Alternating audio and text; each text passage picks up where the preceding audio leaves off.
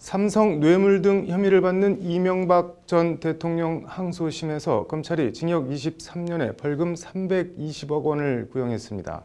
검찰은 국민의 대표임을 포기하고 삼성과 유착했다. 반성 없이 남 탓에만 몰두하고 있다며 이 전 대통령을 질타했습니다. 신세아 기자입니다.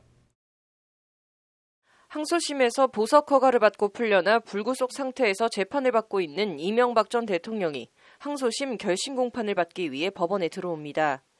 눈에 띄게 머리가 하얗게 쇳 이 전 대통령은 딱딱한 표정으로 말없이 법정으로 향했습니다. 서울고법 형사 1부 정준영 부장판사 심리로 열린 항소심 결심 공판에서 검찰은 이 전 대통령에게 징역 23년을 구형했습니다. 아울러 벌금 320억 원과 추징금 163억 원도 선고해달라고 재판부에 요청했습니다. 1심 구형 징역 20년과 벌금 150억 원보다 징역은 3년, 벌금은 170억 원을 더 구형했습니다. 검찰은 이 전 대통령을 피고인으로 지칭하며 피고인은 국민에게 부여받은 권한을 사익 추구 수단으로 남용해 헌법 가치를 훼손했다고 질타하며 이같이 구형했습니다. 소설 같은 일이 현실로 일어났다.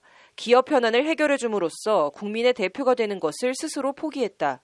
다스가 누구 소유인지 국민을 철저히 기망했다는 것이 검찰의 질타입니다.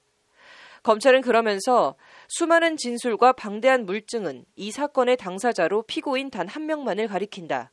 그런데도 자신의 잘못을 한순간도 인정하지 않고 오직 남의 탓만 하며 책임 회피에 몰두하고 있다고 이 전 대통령을 거듭 질타했습니다. 검찰은 앞서 1심 결심 공판에서 특가법상 뇌물과 횡령 등 16개 혐의를 받는 이 전 대통령에 대해 징역 20년에 벌금 150억 원을 구형한 바 있습니다.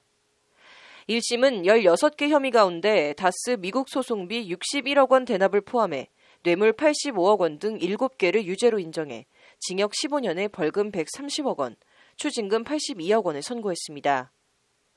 1심 구형 징역 20년보다 3년이 늘어난 징역 23년을 구형하는 등 검찰 구형량이 더 높아진 건 다스 미국 소송비 대납 430만 달러, 51억 원이 넘는 금액이 뇌물 혐의 액수로 추가됐기 때문입니다. 이에 검찰은 1심의 징역 15년은 사안의 중대성이나 다른 사건과의 비교 등을 생각하면 너무 가볍다.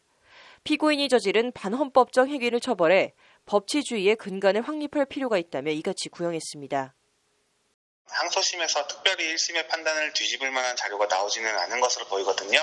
그렇기 때문에 항소심에서도 1심과 같이 유죄 판결할 가능성이 높다고 보여지고요. 여기다가 검찰에서 추가한 뇌물 혐의까지 추가로 인정이 된다면 양형면에 있어서 형량이 좀 더 늘어날 가능성도 있다. 이 전 대통령에 대한 항소심 선고 공판은 다음 달 열립니다. 검찰의 구형과 이 전 대통령 변호인의 최후 변론, 그리고 이 전 대통령의 최후 진술을 끝으로 항소심 결심 공판은 끝났습니다. 항소심 재판부가 선고 공판에서 어떤 결정을 내릴지 주목됩니다. 법률방송 신세아입니다.